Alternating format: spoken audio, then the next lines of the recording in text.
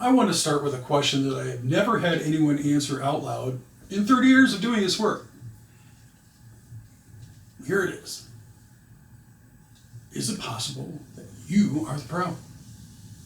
Not your team, not the market, not the economy, not the generation of employees who just don't want to work anymore. You. I'm not asking to be provocative. I'm asking because the data demands it. Gallup has been measuring employee engagement globally for over 2 decades. The number has barely moved. 67% of the global workforce is disengaged. This is not a coincidence. It's not bad luck. That's a pattern, and patterns have causes. Here's what I've learned in 30 years of walking into organizations of every size, in every industry, on every continent, in every organization with a disengagement problem, a productivity problem, or a culture problem. There's a team of leaders whose decisions created it. Not intentionally, not always consciously, but always causally. The question this talk asks, and I want you to sit with it, not answer it yet, is whether you are that leader. Let me tell you what I see when I walk into a struggling organization. I don't see lazy employees. I see people who were once exactly like the best person on your team. Curious, motivated, full of ideas, who learned over time that those qualities were not rewarded here. I see zombies. Not the movie kind, the organizational kind. People who show up, go through the motions, collect a paycheck, and give nothing more than the minimum required to avoid consequences. And here's the thing that most leaders miss entirely. Zombies are not born, they're manufactured. W. Edwards Deming, arguably the greatest management thinker of the 20th century, told us that 94% of all organizational failures are failures of the system, not the individual. 94%. Not the people, the system. And who designs the system? Leaders do. Every policy you write is part of the system. Every process you enforce is part of the system. Every meeting you run, every decision you override, every approval you require, all of it is the system. And all of it is producing either zealots or zombies. There's really not a third option. I want to give you a mental model that I have found more useful than any framework, any methodology, or any leadership book I've ever encountered. I call it the vote.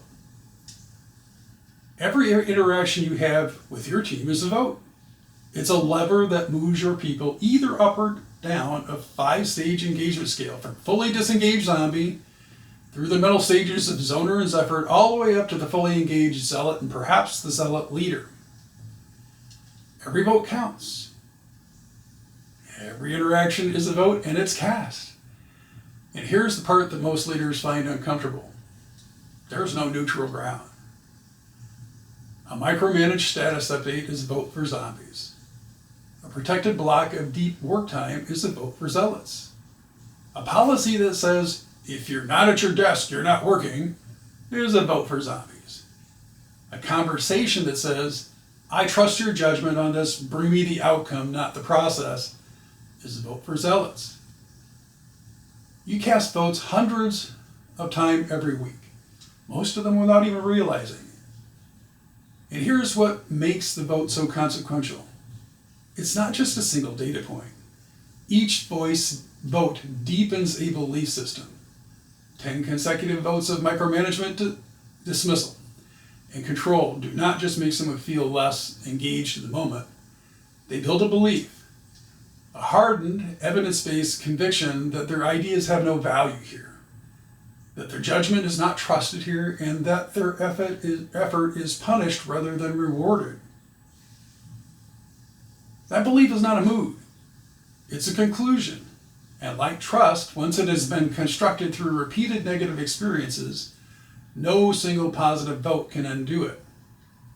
The evidence required to rebuild is asymmetric. It takes far more positive votes to restore a belief than it took negative votes to destroy it. This is the weight of the vote. Every interaction you have with your team is not just a management decision, it's a contribution to the story your people are telling themselves about whether they matter. Let me make this concrete with two stories from my own career. Early in my career, I earned my MCSE certification, Microsoft Certified Systems Engineer. And within weeks, I was hired by a technology training company to deliver certification classes.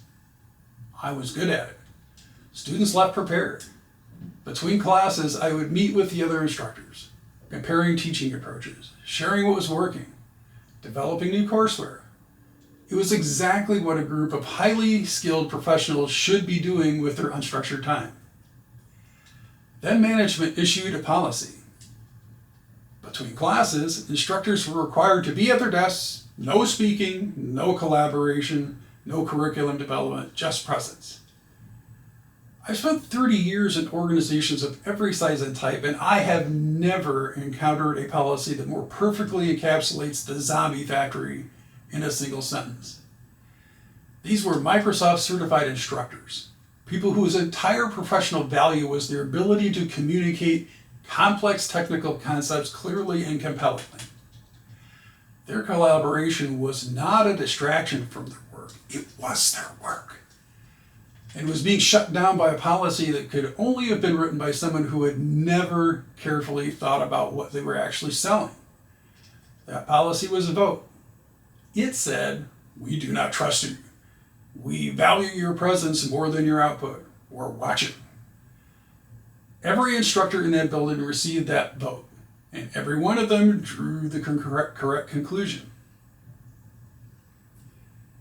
The second story is about a database. I was working on a software project, building an application from scratch. As we moved into testing, the system responded quickly at first. As the data volume grew, performance degraded, noticeably, then significantly. The problem was clear.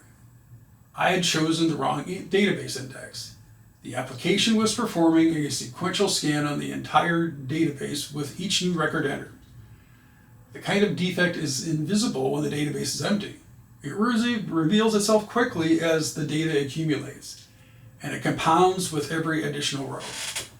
The same principle applies to leadership decisions.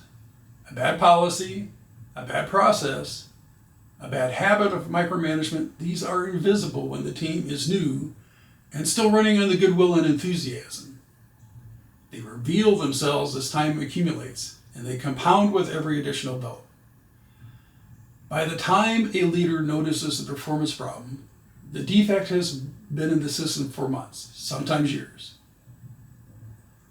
So how do you know if you are the problem? I want to give you a 5-question self-assessment. I call it the leader's report card. It's drawn from the 5 Ideals of Work by Gene Kim. And I want you to grade yourself honestly. Question 1, locality and simplicity. Are the people closest to the work empowered to make decisions about the work? Or do decisions travel up the chain for approval and back down for execution? Adding delay, adding distance, adding the message that you do not trust the people you hire. Question 2, focus, flow, and joy. Do your people have protected time for deep, interrupted work? Or have you filled their calendars with status meetings, check-ins, and reporting requirements that consume the very capacity you're trying to leverage? Question 3, improvement of daily work. Does your team have time and permission to make the work better, not just to do the work? Or is every hour accounted for, every minute billable, and with no slack time for the reflection that produces improvement? Question 4, psychological safety. Can people tell you when something is wrong without fear of consequence? Or have you, through reaction, dismissal, or punishment, trained your team to tell you only what you want to hear? Question 5, customer focus. Does your team understand how their work connects to the person it ultimately serves? Or have you built a system so focused on internal metrics that the customer has become an abstraction? If you answered honestly, and I really mean honestly, not aspirationally, you now know whether you are the problem. Here's the reframe I want to leave you with. If your decisions created the problem, and Deming tells us that in 94% of cases they did, then your decisions can solve the problem. The zombie factory is not inevitable. It's not a force of nature. It's not the result of a generation that doesn't want to work.